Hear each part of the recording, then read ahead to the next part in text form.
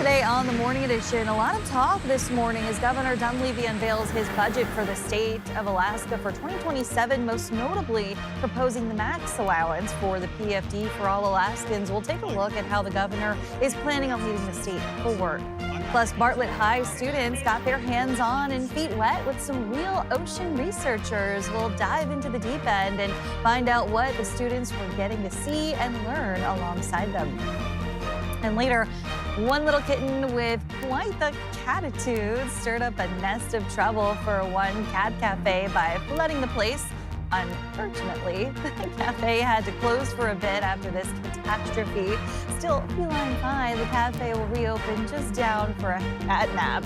We'll bring you the positive details as the Morning Edition starts now. Good Friday morning, everyone. I have to say, our director and producer made me read all of those cat puns. So if you're annoyed by that, I feel you. I was forced to do that. I feel like that was a record for cat puns. Probably so. Probably the most number of puns in the show to begin with. I mean, you can't have a cat like that without naming it Tuxedo. Oh, you're right. It just goes hand in hand. They're so cute.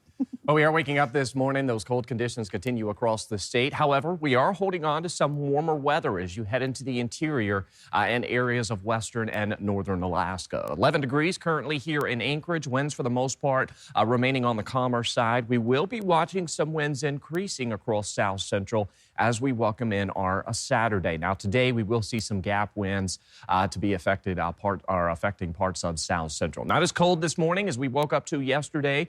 We did see several locations across Midtown and East Anchorage with sub-zero values. Notice how much warmer we are this morning with single digits and teens as you step outside. But still, cold weather remains with us. You can see a current temperature of 12 in Wasilla, 9 degrees in Talkeetna, and even as you head out towards eastern parts of Prince William Sound, those temperatures are sitting in the single digits. Still holding on to the coldest locations into the Copper River Basin, but even then, those temperatures are about 15 to 20 degrees warmer compared to where we have been sitting at. So warmer weather is spreading across the state. We're seeing some of the warmest conditions, though, as you head to the north into the interior, out west, as well as along the slope. Now, today across south central, we'll see those temperatures topping out in the mid to upper teens as we welcome in the afternoon hours. A few locations could warm into the lower 20s, and at times we could see the occasional passing cloud, but largely expecting mostly sunny conditions as we stick around for your Friday. And for the most part, fairly quiet across south central, but we do have some snow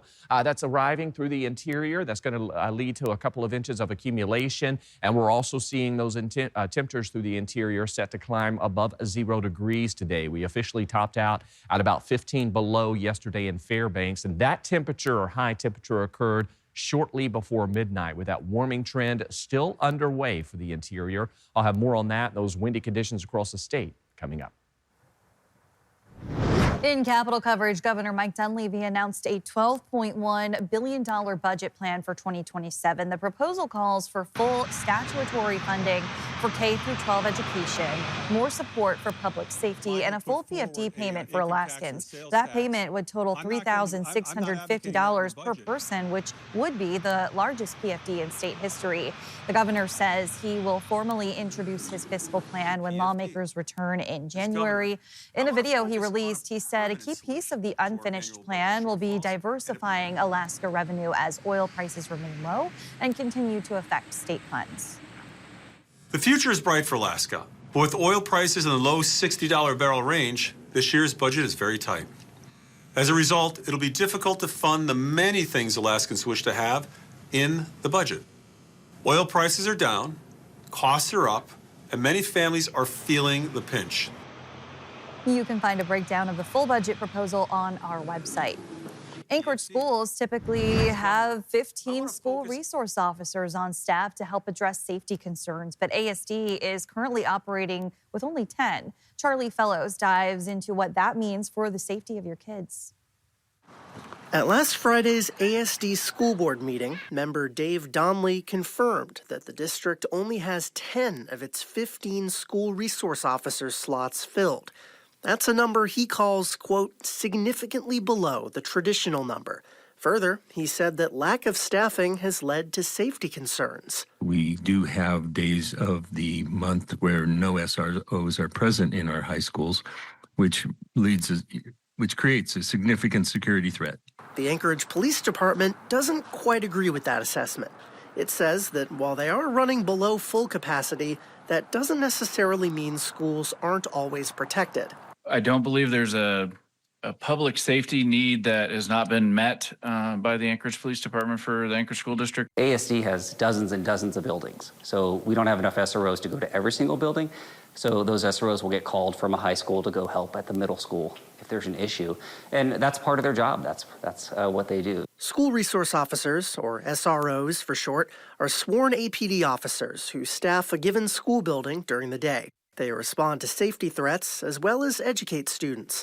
APD says 15 is the ideal number and one they do plan on reaching, but it isn't a be-all, end-all. The way we look at it is leaving those 5 positions vacant is aspirational. We're saying that we want to have 5 more officers there. We could move those vacant positions across the department, but we're actually saying, no, we want to get there with ASD. We want to have that level of support for the school district. Patsky says APD will continue trying to reach the full 15 as it onboards newer officers.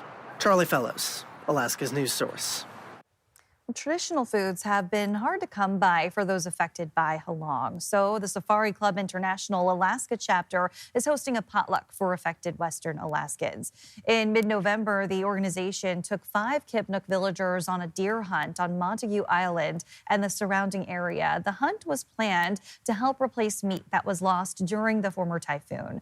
Up to 200 people from communities affected by Halong are invited to attend. They ended up getting 9 total blacktail around Montague Island and adjacent islands. And now we're kind of in the phase of being able to put that together to cook it for the community and then send home some meat of what we have left over. I just want to say thank you to the whole team that participated in the hunting trip. Organizers say there will be a visit from Santa, door prizes, and a professional chef to help prepare the wild game. More information on how to RSVP to the event can be found on our website. The first day of Hanukkah is this Sunday, and the Alaska Jewish campus is kicking things off with a celebration in downtown Anchorage. Known as the Jewish Festival of Lights, event organizers say goodness, kindness, and connection are the main themes over 8 days and nights. The theme of Sunday's celebration at the Egan Center is once again Cirque de Hanukkah and will feature an authentic Israeli chef, an aerial pogo stick show, and a huge inflatable obstacle course for kids. We have actually menorahs all over Anchorage, giant menorahs. You might see it at the Diamond Mall, the Midtown Mall, the Fifth Avenue Mall, the Ted Stevens International Airport right outside security. So really the idea of Hanukkah is spreading that message of light and of joy. And if you want to get tickets to this amazing party where you can come together with the entire community, every type and stripe, you can go to alaskajewishcampus.org. Again, that is alaskajewishcampus.org, and it's this Sunday at 5 p.m. at the Egan Center. Well, the ocean met the classroom as Bartlett High students stepped into the shoes of oceanic researchers for the first time. Danny Tompkins was there as the state's future got hands-on experience with technology that's better understanding ocean impacts. Oh no, torpedo! This isn't your typical day at the Bartlett pool. Can someone read out the glider serial number? Instead, it's filled with objects like this wave buoy that point to Alaska's ocean research. We really are at the forefront of climate change here. Teacher Samantha Matsuoka stresses the importance of understanding our oceans to her students. The state's changing oceans affect everything from fishing to coastal safety. And so to actually interact with the technology and learn from scientists is I never got this in college, right? Reading about a subject is one thing, but seeing and doing and using all of the tech is something that is irreplaceable. Students even launched underwater gliders themselves. We're kind of excited to see all the stations and what Ms. Matsuoka brought us today. I'm from Hawaii, and I love the water. I love the ocean and stuff, and learning how they take care and learn about the ocean and how they can help it. That's what I love about it. One station features this device used to measure water pressure, and it's actually doing research on Typhoon Halong. Ex-Typhoon Halong is very much in everyone's mind, so we're using that big event to kind of demonstrate the significance of water level. Students experienced a lot, piloting underwater robots, studying microorganisms, and testing ocean safety gear. Even if you get wet, it'll still keep a layer of warmth around you. While leaving an impact on researchers. And I'm just so impressed by how courteous all the students are. They've all been so engaged and thoughtful, and it really shows that they're taking in the information and they're really considering the application. They've been asking really brilliant questions about offsets in the instrumentation and these really next level questions that I would not anticipate from high schoolers, and I'm very impressed. Organizers say they want to bring the program to rural Alaska next. It's a look at Alaska's oceans and a glimpse at what's possible when educators and researchers work together.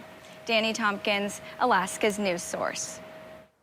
When we return, our investigative team takes a look at a nationwide shortage of fire trucks, exploring the impacts this is having across the nation and locally here in Alaska. And we're still holding on to some snow across the state with some warmer conditions, but that will be short-lived. I'll have more on that. But first at sunrise, 10:05 in Anchorage, 8:37 in Juneau. Your full forecast is next. Welcome back on this Friday morning. We're taking a look at weather, Aaron. We've got some wind and some snow. Yeah, unfortunately, for those who love snow in South Central, that's not going to arrive here for us. It's primarily to the north as you head into the interior, the slope, and areas of western Alaska. We're also seeing some blizzard conditions for parts of the slope, where we're seeing winds so far gusting anywhere from 50 to 70 miles per hour, where we're holding on to several warnings and advisories that remain in place across the state. Now, temperatures have been warming. We're currently at 11 below in Fairbanks. We've been seeing about a 20 to 40 degree temperature jump over the last 24 hours as that warmer push of air arrives into the state. 27 in Nome, 17 in Kotzebue. Even along the slope, those temperatures are about 10 degrees warmer than what we're waking up to here in South Central. And of course, Fairbanks, you did officially see that high yesterday occurring shortly before midnight when that temperature topped out right around about 15 below. And we'll steadily warm today as we climb into the single digits, possibly some teens in the forecast. Our ridge of high pressure remains with us. There's the low that's skirting right along the slope as we welcome in the remainder of this morning, and of course ongoing snow showers as you head into the interior. Notice winds as you look out towards western Alaska, out towards the Lisburn Peninsula, even along the slope. Those winds have been gusting upwards of about 70 miles per hour. Even as we head closer into parts of the Seward Peninsula, Northwest Arctic Borough, and the slope, you can see those winds really confined to many areas where we're seeing some of those stronger gusts of about 40 to 70 miles per hour. So that sticks around throughout the day. We're not expecting to see any significant wind concerns through the interior outside of the gaps and passes of the Alaska range. But notice with these winds that we do have that's driving in warmer conditions. Many areas about 15 to 40 degrees warmer than this time yesterday morning. And that is driving many locations where those temperatures are climbing back above 0 degrees. And we'll still continue that warming trend through the interior. Additional snowfall to be expected as you get out on those roads this morning. This is a light, fluffy, dry snow, so it will easily be lofted as that traffic or vehicles and our traffic picks up later today, so be mindful of visibility reduction. Notice the temperatures, though. They will warm with the warmest stretch of the day today for the interior arriving into the evening hours. So by the time you head home this evening is when you'll hold on to some of those warmer conditions. Still on track for an additional about 2 to 4 inches of snow accumulation with some locally heavier amounts, so not an overly impressive snowfall event. But again, this is very light, dry, fluffy snow, so it will easily be lofted as traffic picks up and any light winds that we do have. Now, looking ahead as we welcome in Christmas week, still holding on to a good chunk of the state where we're going to see tilt towards drier conditions outside of the slope, which will likely continue to hold on to some of the wet weather. As far as that 7-day forecast for Fairbanks, you can see temperatures breaking 0 degrees today as we climb into the single digits, and then we steadily drop once again, 9 below Saturday, even colder as we welcome in next week. And Kristen, there is that potential that this next upcoming cold snap could be just as cold, if not colder. Oof. All right. Thanks, Aaron. But Kevin Kelly died because he didn't have a fire truck that worked. We're seeing this play out in cities all across America. That message from the head of the nation's firefighter union as the Anchorage Fire Department warns they too are caught in the middle of a nationwide fire truck shortage. Our partners at Investigate TV Plus uncovered that national shortage in some cases costing lives. In Anchorage, the fire chief told our investigative team's Johnson Kuhn his department is also struggling with aging equipment, rising costs, and years-long delays. Anchorage firefighters are responding to emergencies in trucks Chief Doug Schrage says should have been replaced years ago. We have an aging fleet. We have a lot of pieces of equipment on the road every day that are older than they should be. That fleet of 28 engines with additional apparatus shared across 13 stations, he says has exceeded its expected lifespan. A fire truck that was unable to return to the station, and we had to send the shop personnel to make repairs on scene. The chief says the department is expecting the delivery of new equipment, including engines, by this winter, but the department ordered them 3 years ago. Demands for the fire department services are increasing, and we don't know how we're going to be able to keep up. The issue took center stage at a September U.S. Senate hearing. Since 2020, prices for fire trucks have doubled, and delivery times have in some cases quadrupled. Missouri Senator Josh Hawley, who led the Senate investigation, blamed 3 companies for the delay, saying Rev Group, Pierce Manufacturing, and Rosenbauer buying smaller companies to make more profits has created a massive backlog. Our entire industry has been challenged by a dramatic cost inflation. During the hearing, company reps denied wrongdoing, blaming the COVID pandemic and supply chain problems. Investigates TV Plus reported Rev Group's CEO telling investors the company's massive backlog offers a, quote, significant value opportunity. He said our $4.5 billion backlog is attractive among industrial manufacturers, is largely backed by municipal tax receipts, and offers significant value accretion opportunity, providing a pathway for growth and margin expansion over the coming years. I'm familiar with the narrative that the Rev Group, the consolidation of 3 major manufacturers, has increased their market share, and it's concerning. Sharing the concern, it's well understood that the older the fleet is, the more frequent are the repairs, and the lengthier are the out-of-service times, and the vehicles are less reliable. The chief and Anchorage firefighters now continue to wait for the new equipment to arrive. Johnson Kuhn, Alaska's news source. The chief also points to what he feels is a complex historic problem of fire equipment bond questions not always being included in elections. That's a story our I-team is working to follow, where bond money has gone, and we'll keep you updated.